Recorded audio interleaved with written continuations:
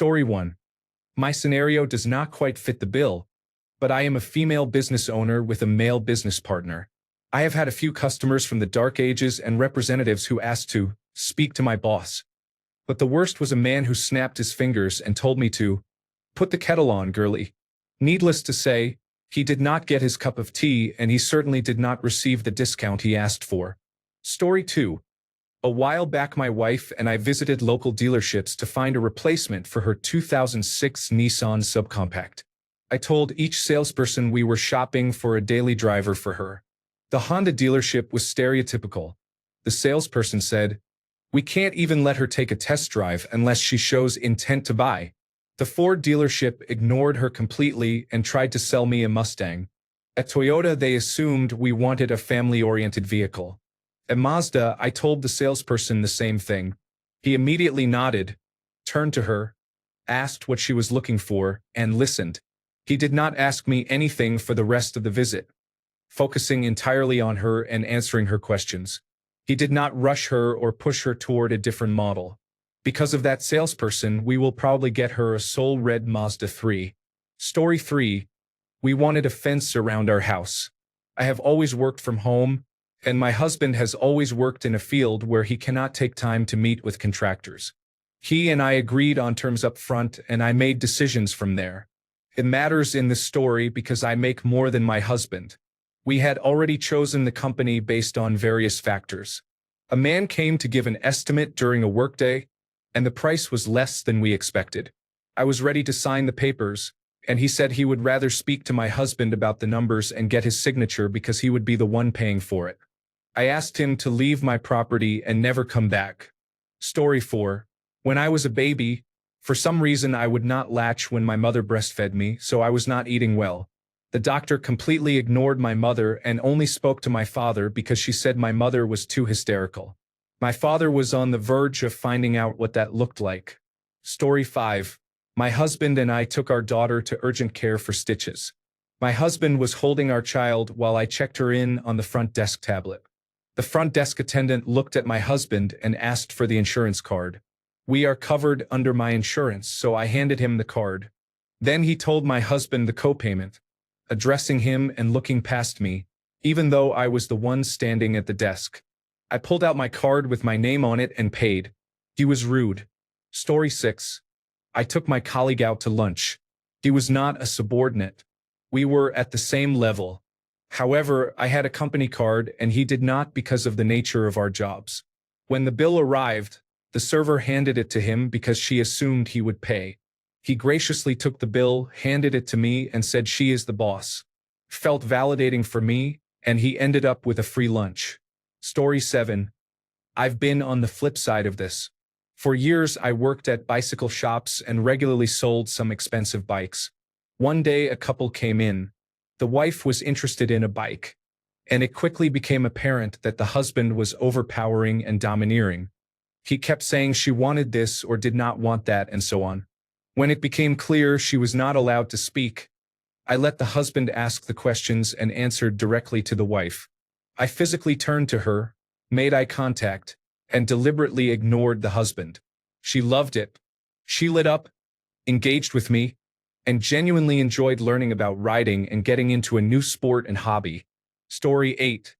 It is not so much a single story as a pattern. When I was shopping for a car several years ago, the salespeople at every dealership kept talking to my husband instead of me, even though I had contacted the dealerships and introduced myself first. My husband grew tired of it and started telling them, "Don't talk to me. It's not my car. Talk to her."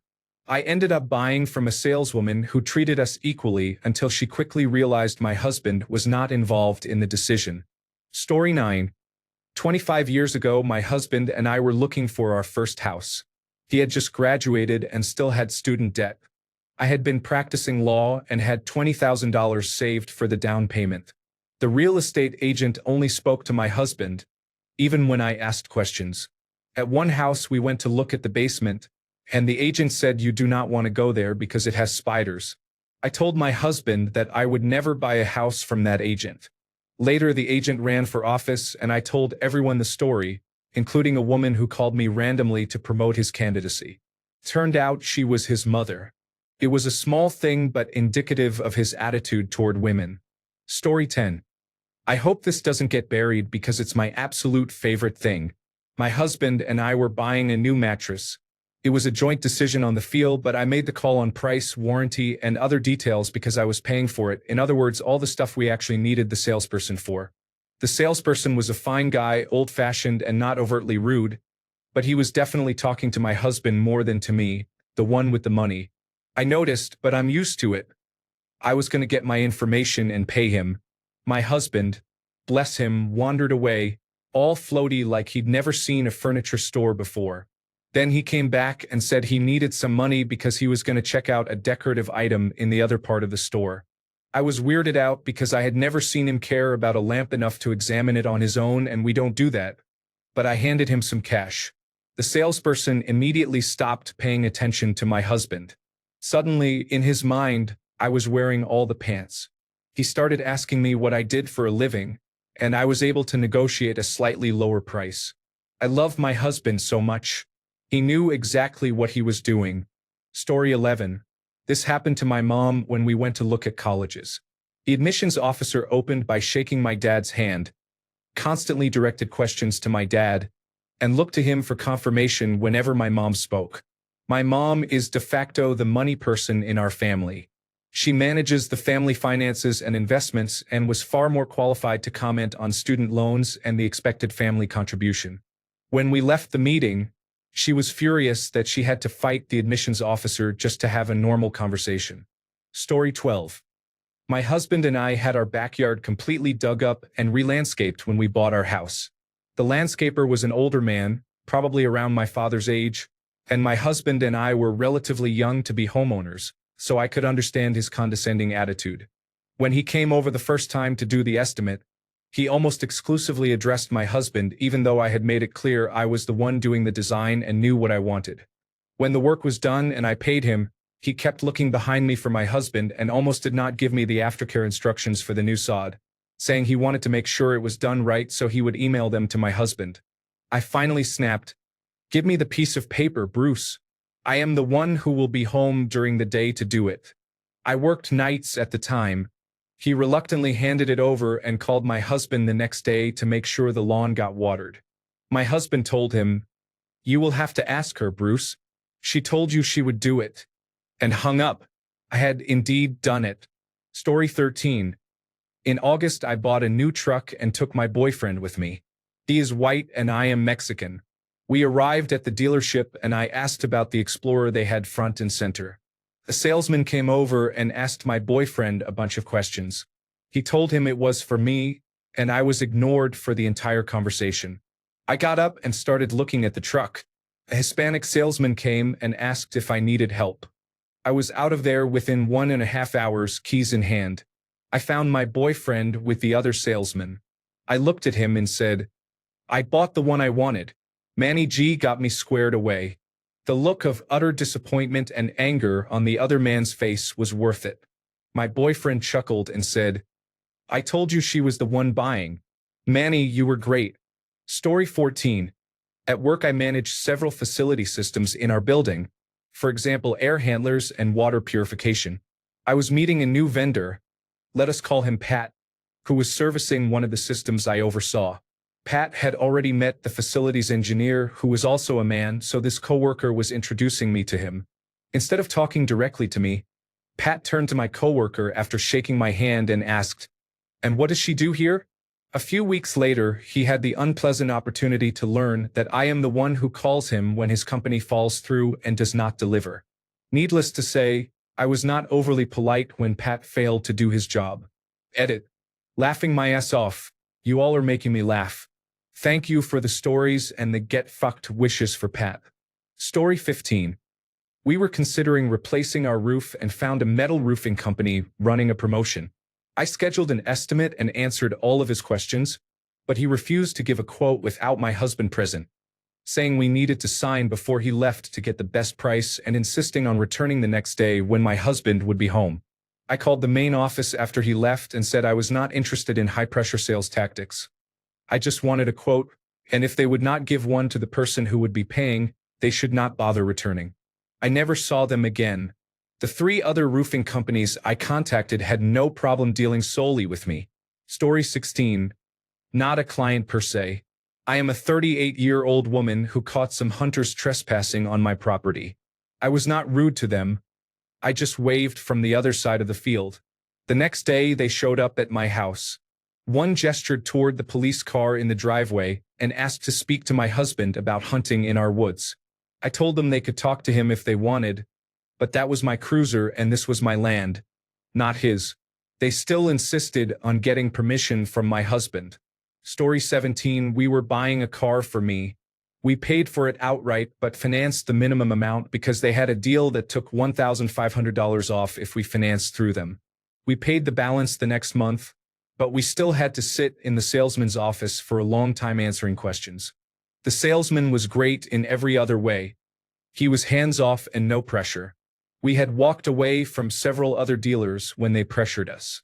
He kept directing the questions to my husband. My husband would point at me and say, "I don't know. It's her car." The salesman would say, "Of course, but we all know how it goes, right?" And continue asking him. Because we both wanted to finish the paperwork and get out of there, the salesman would ask my husband a question. My husband would turn to me, repeat the question, I would answer, and he would then repeat my answer back to the salesman instead of letting the salesman ask me directly. The salesman never thought to ask me himself. A few years later, when we bought a car for my husband, we put both our names on the paperwork so we both had to sign. The finance person saw my different last name and asked when we were getting married. He was confused when we said, 8 years ago. Story 18. I was buying a new sports car. My husband and I walked into the dealership. The salesperson walked up, extended his hand to my husband, and asked how he could help. Fine. No big deal. My husband said, "She's buying, not me." The salesperson glanced at me and said to my husband, "Well, it's not just her decision, right?" We left and I bought the new sports car elsewhere. Fucking asshole. Story 19. I was invited to a weekend away with a supplier to launch their new range. My husband went with me, and on the order day the supplier's financial manager came up to him and asked what he thought of the new range and what he was considering buying. He replied dryly that he was only the plus one and that the manager must speak to me, since I am the one with the checkbook. Story 20. My wife and I are both physicians. She is very type A and particular. I am much more relaxed and go with the flow. We recently had a new home built and have since done a lot of landscaping and home improvements, including finishing the basement and adding a standby generator. Although my wife usually contacts contractors and insists on specific details, and although I usually refer them to her, they always contact me first, speak mainly to me when we are both present, and reach out to me with questions or updates. It is bizarre. I am the man in pajama pants and a sweatshirt playing "The Floor is Lava" with the kids. Does it look like I care what finish is on the cabinets? Talk to my wife. We all know she is in charge. Edit. Thanks for the discussion. I understand the comments about the top reply being from a man, and I get it. I am by no means trying to speak for all women or a majority. I am simply pointing out examples of gender inequality that I have witnessed as a husband and father. I did not mean to offend and never expected the post to get this much attention. Story 21. When I was buying my house, I took my boyfriend to the viewing. The realtor talked mostly to him and even called him with bids on the house. I purchased the house on my own. I do not take myself too seriously and I am not easy to upset or embarrass, so I did not care. I was riding high on winning a bidding war. Edit. I honestly did not expect so many reactions. Thank you. I should add that I often find myself in similar situations where the salesperson looks at my boyfriend, yes, the same man, 7 years and counting, for approval or answers. He always replies, "Don't look at me. She is the boss," or "She is making the decisions," or "She is the one buying." Now that I think about it, I never had to tell anyone myself. He was always the first to say it. Maybe that is why I never thought much about it. Story 22. I took my boyfriend to a very expensive birthday dinner in Washington, D.C., and made sure he had the best wine that night. The total was about $400 for the two of us. I made the initial reservation, and the reservation notes stated that I would be treating. Having worked at a high-end restaurant, I am familiar with proper service steps. The first issue was when I ordered the wine and the server handed the bottle to my boyfriend to approve and taste without offering me the option. The second issue was that, although I clearly said I was treating, they placed the check in front of my boyfriend on his birthday. The final straw was the manager coming over to introduce himself to my boyfriend, with a handshake and banter, without acknowledging me. It happened a second time at the end of the meal. 2 manager visits, and I was the one trying to provide the experience and pay for the night. They heard about it. Story 23. I am the husband, but when we have work done on our house, contractors often try to make eye contact with me and chat. My wife handles that work. I do not know anything about it, so I redirect people to her. Sometimes I excuse myself, and later she fills me in on details I do not need to know. Story 24. When I had my appendix removed, I asked my doctor when sex would be okay again. He turned to my husband and said, "Whenever you feel ready, you can resume sexual relations." I didn't know whether he was uncomfortable talking to me about it or was deferring to my husband's preference. Either way, it was strange. Story 25. I have a recurring problem when I go out to eat with my boyfriend. Servers always place the bill directly in front of him, no matter what. Even when I reach across the table to take it and insert my card, they usually put the check back in front of him after processing the payment. They also often thank him, tell him to have a great evening, or ask which copy to sign. It is infuriating. Story 26. Semi-related. My girlfriend and I were in a restaurant in Slovakia. The waiter, an older local man, came over and directed everything he said to me. He explained more than 15 entrees in exquisite detail. Then he turned to my girlfriend and said the only words he spoke to her all night. "And the ladies, they like this," while beckoning at one dish. From my girlfriend's expression, I could tell it was bothering her immensely. Rightly so. And worse, it was exactly the dish she had wanted from the menu before he came over. Story 27. My wife and I were in Dubai. Because we were in the Middle East, people would only approach me, even though the credit card was hers every damn time. Story 28. This story is about my mom. I am not married. My parents were looking to get solar panels and invited several people to give recommendations and a quotation. One salesperson kept looking only at my dad, responding to his questions and ignoring my mom. The quotation was addressed only to my dad, not to both of them. My mom stood her ground and said that even if his offer had been the lowest, they would not have chosen him. My mom is very non-confrontational, so I was really proud of her. Another time, I helped my mom book plane tickets online for both of my parents. Even though she entered her name first, the system defaulted to my dad as the main booker. She booked her tickets elsewhere. Story 29. I tried to collect a parcel from the post office that was addressed to both my husband and me. I was told that my husband had to collect it. When I asked whether both of us had to be there, the response was no, just him. I was not happy, but after arguing for a while they gave me the parcel. Story 30. This one did not really involve any women, but a coworker of mine, an Indian contractor, had a high-pitched voice when speaking English. He was on the phone with his insurance company asking why they had not made the payment to the garage repairing his car. And you could tell he was getting increasingly angry when I suddenly heard him yell, "I am the husband." Apparently the person on the other line thought it was a good move to say, "Can we talk with your husband about this? You don't seem to understand what we're saying." Our female co-workers were livid when they heard that and shared similar stories. Story 31. Not exactly the same, but still sexist. When we were having our house built, the woman helping us kept saying that the house would have wireless internet on all 3 floors, but we asked and paid extra to have Ethernet cables run to certain rooms. She laughed and said, "Well, he can have one run to his office, but you'll be fine with wireless internet." I said no, I would like one as well. We both play games online, sometimes massively multiplayer online games, and wanted wired connections installed, and she could not understand why a woman would need anything other than wireless internet. It made me angry that she made that assumption. My husband is awesome and regularly tells contractors to speak to me about things. My dad was a machinist and my mom worked for a tool company. I have built bathrooms, installed shingles, repaired popcorn ceilings, built stairs, and repaired dishwashers, sinks, and washing machines, and more. Even with tasks like spackling, he says I should do it because I am better at it. He handles the car. I handle the house, divide and conquer. It's so frustrating when people assume I do not know anything about repairs or tools. In high school, I took AutoCAD, a computer-aided design program. I am just glad my husband is very supportive and knows I am capable of doing things. Story 32. I am an Army veteran. My debit card is with a military-affiliated bank. Every time I pay for dinner at a restaurant, they bring it back, set it in front of my husband, and say thank you for your service.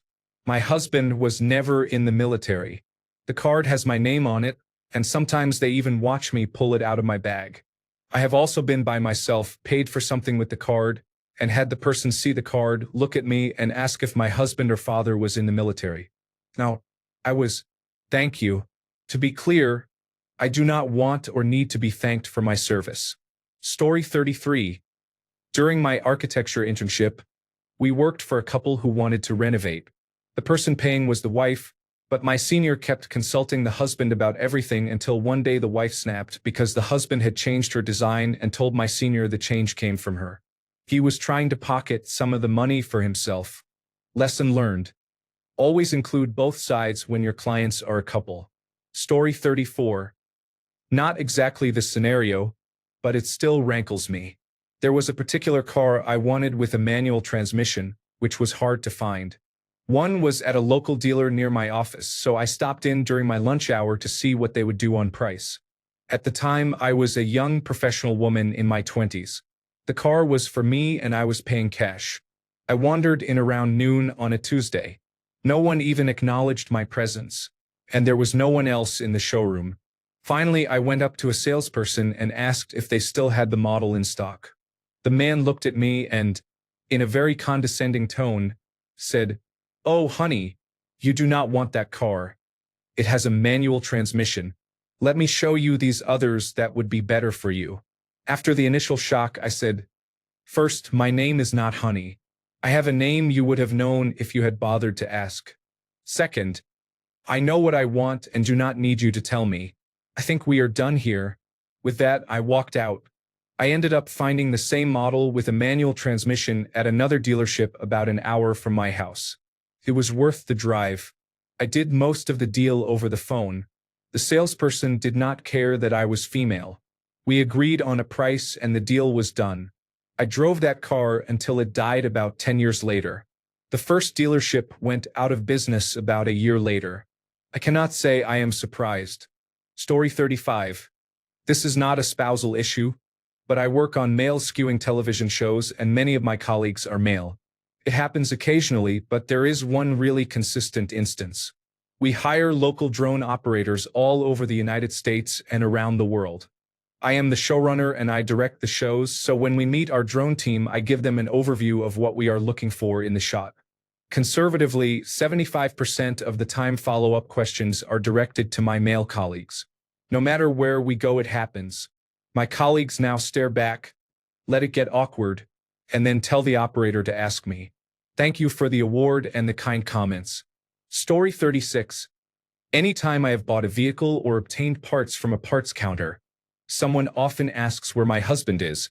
When that happens, I call over my 6-foot-tall wife, who is a dead ringer for Brienne of Tarth, to assist. That shuts them up nicely. Story 37. Every time we go out to eat or shop, whether to restaurants, car dealerships, or stores, salespeople assume my husband is the customer. Even when the items are clearly mine, like the shoes I bought today, a salesman went to the counter and stood waiting for my husband, who was at the back of the store, to ring them up while I stood right in front of him. I had to tell him that I was paying for my own shoes. Even when I pay, they hand the card, change, and receipt to my husband, who stares and then hands them to me. Story 38. At auto repair shops, this happens a lot. One time I described the problem to the man at the desk as a clicking when I turned the key and asked if they would check the timing belt. They said I would have to leave the car, so my husband arrived 10 minutes later to pick me up. The mechanic came out and asked him what was going on with the car, never looking at me. I finally asked if he had checked the timing belt as I had asked at the desk. He had not. I have to say his attitude changed from annoyed to smug when it turned out to be the timing belt. Story 39. I made an appointment for taxes and communicated in advance. I was a new independent contractor with a Form 1099 and had a lot of questions about my taxes. My husband has always been an employee with a Form W-2. He had very few questions and does not manage our finances. Every time I asked a question, the accountant addressed my husband. All of the paperwork was in his name, and the accountant only addressed him in email messages. I was furious with him. Story 40. I'm not a woman, but I witnessed this scenario. I posted it on Reddit before, but here it is again. A little more than a decade ago, I was at a party with a few friends and many strangers. I got into a conversation with another man about our work. He was a programmer and I was a physicist. At some point, we started talking about quantum computing. He asked many questions that I answered, but my subfield was not quantum information. Fortunately, my friend, who had come with me, was also a physicist and a specialist in quantum computing. As soon as I saw her, I waved her over, thinking she would appreciate the conversation and contribute far more than I could.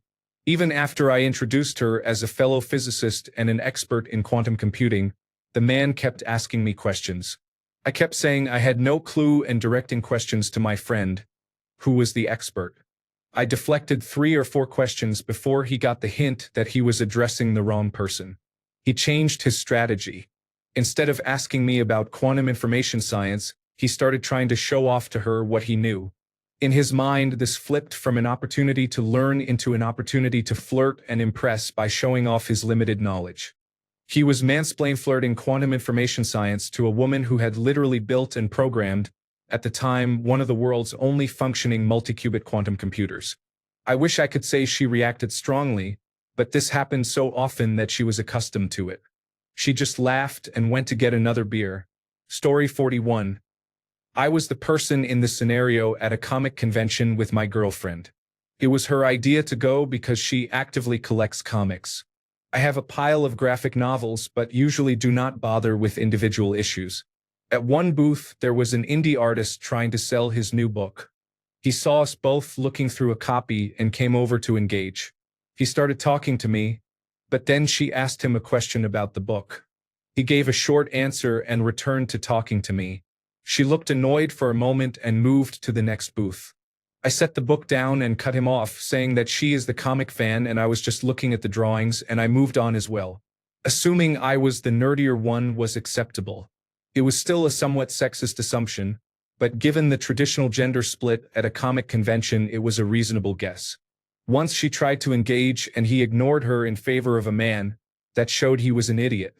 Seeing it firsthand made me feel bad for women who are nerds and who experience gatekeeping or assumptions that they cannot be interested in these things. Update. It is upsetting to read comments from women who had experiences like this. I will gladly talk comics with any of you. You might even know more than I do. I cherry-pick graphic novels with my favorite stories or arcs, so I do not follow the larger ongoing stories or where things fit in specific timelines. Story 42. I went into Home Depot to buy a hard hat for my mother. It seemed simple enough. I was approached by a worker who appeared to be in his 50s. He looked me up and down and said, "What's a pretty thing like you doing here? You look a little lost." I told him what I was looking for and that I had found it, but he continued to question what I needed it for and whether I really knew which one to pick. It was quite the experience. Thankfully, it was only a one-time event. Story 43. I am a woman and I sold cars. A couple came in to buy a Honda Accord. They made it clear it was the wife's car, so I directed my questions to her and got to know her, but the husband was controlling and bulldozer-like. He interrupted her, talked down to her, and kept trying to bully me about the finances, which I had no control over.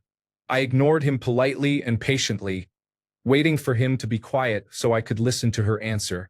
I eventually stopped him and asked, "This is your car. What do you think?" He got up and left in a huff to complain to management, and I was left alone to do the deal with her. It was very pleasant without him. I went on to work as a victim's advocate for domestic violence.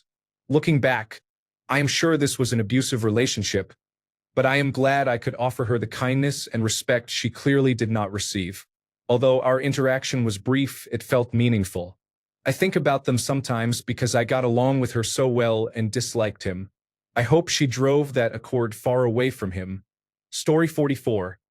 While buying a car, my dad came with me to give me a ride and make sure I did not get ripped off. He stayed mostly quiet while I asked my questions.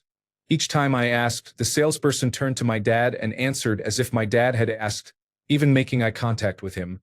That made both my dad and me uncomfortable. I confronted the salesperson. He awkwardly looked at his feet, dodged the question, then asked my dad if he had any further questions and walked away. We bought a car elsewhere. Story 45.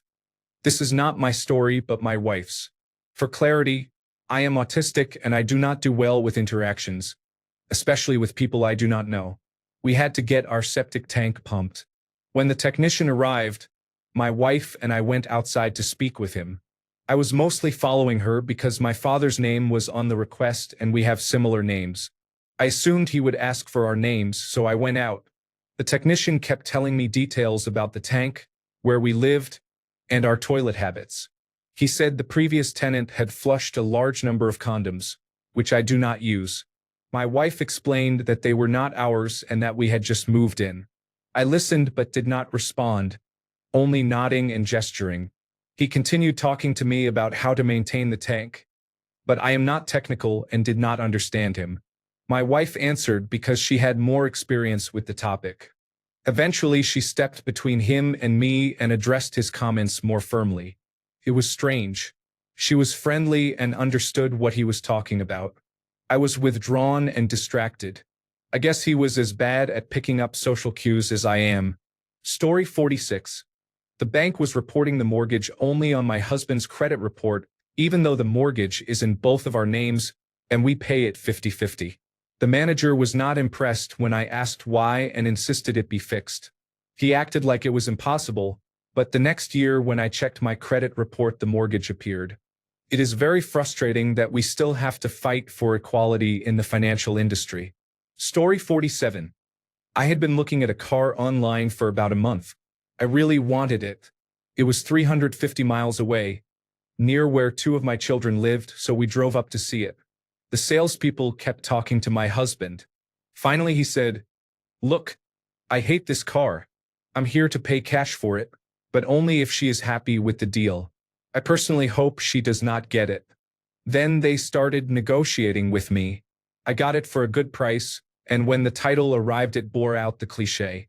It really did belong to a little old man who rarely drove it, and the death certificate was stapled to the title. It was an 8-year-old car with less than 40,000 miles on it. I bought it for $4,000. This was 16 years ago. I do not know why a little old man had a purple car with a sunroof. Story 48. Buying a car. If anyone actually approached me, I got to do a few test drives, and once I reached the negotiation stage, they would ask me to take the offer home to my husband, even though I was single. If they did not suggest that, they would send me to the financing office because apparently a single woman could not buy a new vehicle in cash. I finally found a great salesperson who did not subject me to this sexist behavior, and I bought a vehicle the same day. Story 49. I went with my then girlfriend when she was car shopping. I drove us there because she did not have a car at the time but was more than capable of affording one. We got there and she introduced herself to the dealer who came out.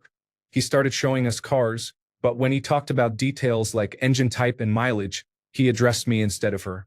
She would ask a question and he would answer me. I was pretty annoyed because I am not mechanically inclined at all. I said, "Why are you talking to me?" The dealer stopped and looked confused. I said, "She is the one buying the car, not me.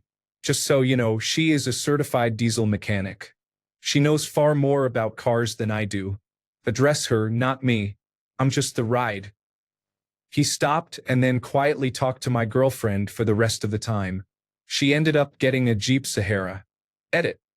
A lot of people are commenting that a Sahara is a bad choice.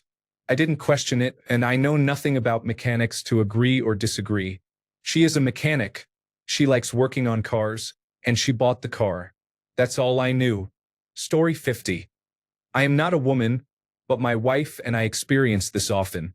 When we go to a store and my wife is the one paying, the cashier still hands the receipt to me.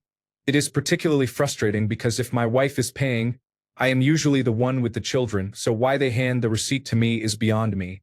The only non-sexist explanation I can think of is that I am taller than my wife and can therefore reach it more easily. But that does not explain every situation. Story 51.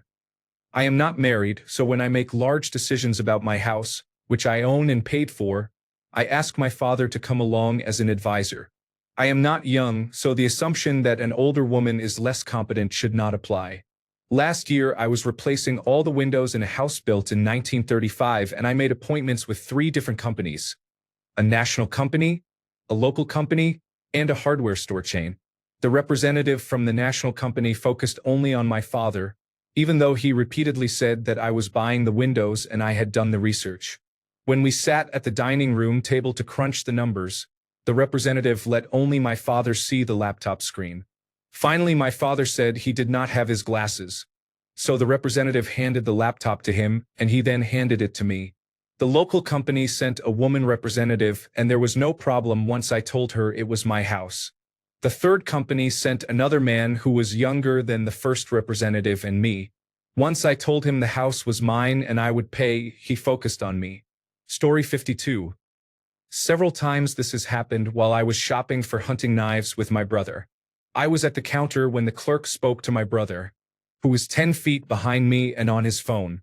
In multiple gun shops, I have looked at pistols while salespeople ignored me and spoke to whichever man I was with, brother, father, husband, or whoever. Some even had the nerve to tell him that I would like a particular pistol best. I hate it most when they recommend pink pistols because they are considered pretty and I supposedly need a pretty pistol. I hate pink. Story 53. I'm building a schoolie and occasionally hire friends to help out for the day when they need work. Every time I go to the hardware store with these friends, all the hired hands have been men so far. The workers address them instead of me, even when I am clearly the one looking at the products. One worker continued to address my friend even though I was answering all the questions he asked. After 3 attempts to get this misogynistic man to acknowledge me in the conversation, my friend laughed and left the aisle. I stood there, cheerfully answering the questions. He barked at my friend as he walked away. I was entertained. This felt like war. When my friend left the aisle, a switch flipped in the worker's head. With my friend, he asked about floor plans, fridges, and all the little things that make it a home. When he spoke to me, he began questioning my engine, the capacity of my battery bank, and other items he assumed I would not understand. I answered with ease and had the chance to explain my electrical system after the worker said something blatantly wrong. The moment he realized I was explaining something to him, he turned beet red, insisted I was wrong, and cited his uncle's business as proof. I smiled, suggested he take some local community college courses to refresh his memory, and wished him a nice day before walking away. It was a beautiful moment. The worker avoided me for months until I stopped seeing him. Story 54. Every damn time I take my truck in for service, they call my husband or my father to discuss it. Even when I ask them to call me. It's my truck. I am not an idiot, and it is registered in my name. Story 55.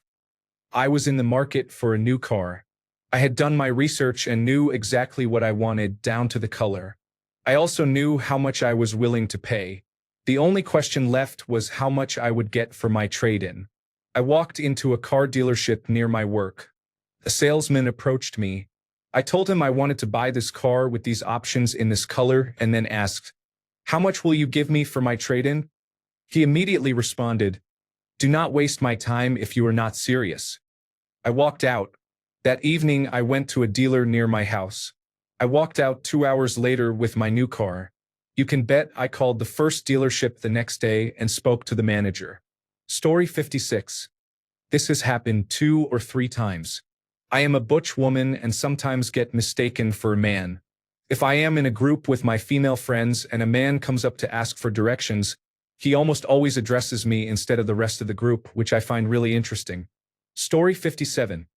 I'll give you one secondhand story from my wife. She was buying a car before I met her and went to the local dealership. The salesperson said, "Maybe you should bring your husband in so we can talk about this, honey." She looked him straight in the eye and said she was happily single, that she had already talked to a salesperson at another dealership who treated her like an adult, that he would get her business, and then she walked out. Story 58. This is more about my mother than me, but it is still a good story. We went to the Mercedes dealership. She was looking at a small sports car and wanted to test drive it. The salesman told us we would have to bring my father back for them to consider us. My mother was a corporate lawyer at Exxon and had her own money. She looked at him and said, "Sure, we'll be back." Later, after we had purchased the car at another dealership, we drove back in the car and politely told the man not to underestimate women. She has called this her pretty woman moment for about 10 years. Story 59. This happens all the time, but the story that angered me most involved a male friend. I bought a grill from Lowe's during the pandemic and ordered it for curbside pickup. I called my best friend with a truck. The Lowe's employee took a long time and came outside multiple times, each time updating him, apologizing, and looking him in the face while ignoring me. Every time my friend said, "Talk to her. I'm just the ride." Women are allowed to make purchases. We like food too. My friend earned extra kudos that day for calling out the employee's sexism. Story 60. It was not with a boyfriend or a husband. I went car shopping with my mom. She came only to keep me company. I was looking to upgrade my truck to a newer year, and I knew how much my trade-in was worth and that I was not going to accept less. The salesman tried to lowball me by about $8,000, and I told him I would not go that low. He looked over at my mom as if she would talk sense into me. She said, "Don't look at me. This is her deal. I am just here to hang out." He walked away, came back, tossed the paper down in front of me and said, "Congratulations, you are getting what you want." Most people would have walked away because of that rude move, but I accepted it because it made him so grumpy that he could not pull one over on me. Story 61. I was buying a car, and my ex came with me. I made it clear at every dealership I visited that I was buying the car for myself. Most salespeople I spoke with were perfectly nice, except for a salesperson at the Ford dealership. Every time I asked a question, the salesperson answered my ex instead of me, the person who had asked and who was the actual customer. They even gave my ex the keys to test drive. I do not own a Ford now. Story 62. Buying furniture at Ashley Home Store was a bad experience. The male sales representative completely ignored me and only asked my husband questions about his preferences, budget, and so on. I felt non-existent. The furniture was poor quality, so we went to another store and bought from a really kooky salesperson who asked all sorts of questions about us as a couple, our zodiac signs, and so on. She was super fun, and we got much nicer pieces. Fuck you, Ashley Furniture. Story 63. I do not have a husband, but my dad used to take me shopping for big purchases, like a car or my first computer. This did not happen very often. The only time I experienced this was when I was shopping alone for fishing lures at Dick's Sporting Goods. I do not condemn the store as a whole. I have shopped there many times, and this was the only time someone was rude. The clerk, an older man, saw me shopping, came over, assumed I was shopping for someone else, and kept using male pronouns for that assumed person. I have been fishing since I was old enough to hold the pole. With my country cousins, we dug our own bait and made our own poles. I dove for clams for supper for my family when I was 13 years old. Yet this man kept asking, "Who are you buying for? What kind of fishing does he do?" I stayed polite because my mom always said to kill them with kindness, and I let the employee help me because I really did have questions about what kind of lure is best for catching trout down the bayou. I told the manager how uncomfortable the employee had made me. The manager immediately believed me and said he would speak to the employee after I left the store. I have faith that he did. I was going to let it go, but while I was waiting in line to check out and the manager was right there, I thought this clerk was probably doing this to every woman in the fishing department, so I felt obligated to speak up for all of us. Story 64. It was my best friend, not my husband. We were at Best Buy buying components for his personal computer because he asked me to help upgrade his motherboard and processor. The first employee I spoke to was respectful. I told him I needed some components, and he sent for an employee with keys to get the parts. The employee with keys kept asking my friend what he wanted, and when I answered, he asked me 2 or 3 times if I was sure. Yes, I am sure. I have a degree in computer science. Give me the processor. Story 65. Every time I pay for a meal, the server puts the bill in front of my partner and returns my card to my partner after I've paid for it. Laughing out loud. Edit. Holy guacamole. I won the Reddit roulette and got a top comment. I'm going to take this chance to remind everyone to be nice to each other right now. Be nice to yourself, help others out if you can, and wear your goddamn motherfucking masks over your noses and mouths too. Story 66. I was 7 months pregnant with my second child, and we had a small pickup truck that only held 3 people. I went car shopping with my 4-year-old and told the salesperson I wanted to trade in the truck and spend XXX dollars. The salesperson asked whether my husband knew I was trading in his truck. I was so mad I left immediately. The sales manager called to ask if I was still interested in buying a vehicle. I told him what his employee had said. His reaction was simply, "And? I will never buy a vehicle from that dealership." Story 67. Back when I was married, I managed the finances. I did not want that role alone. I would have preferred to be a team, but I was learning that my husband would not engage in subjects that made him uncomfortable. Since he would not look at cash flow or budgets or think about housing costs, retirement, or college savings, even when I tried to make it a joint effort, I handled everything myself. Every time I initiated a move, like refinancing our house or opening an investment account, his name would be listed first and mine second. It did not matter that I was the one who exclusively worked with the broker. I thought it was sexist bullshit. He thought it was funny. Fast forward to the first tax year after our divorce. We divided our assets but retained one joint investment account specifically to fund college for our kids. We had not addressed who would pay taxes on this account in our divorce decree. When tax time came, I was at my tax accountant's office with all my financial paperwork, including this account. She said, "You could pay the taxes on this account and ask him for half, or you could leave it up to him. The Internal Revenue Service only gets the Social Security number of the first person on the account, so he is the one on the hook for the taxes." I said, "I will not be paying them then." He was furious. Too bad, so sad. Thanks a bunch for sticking around till the end of the video. Remember to subscribe, and until next time, stay awesome and goodbye.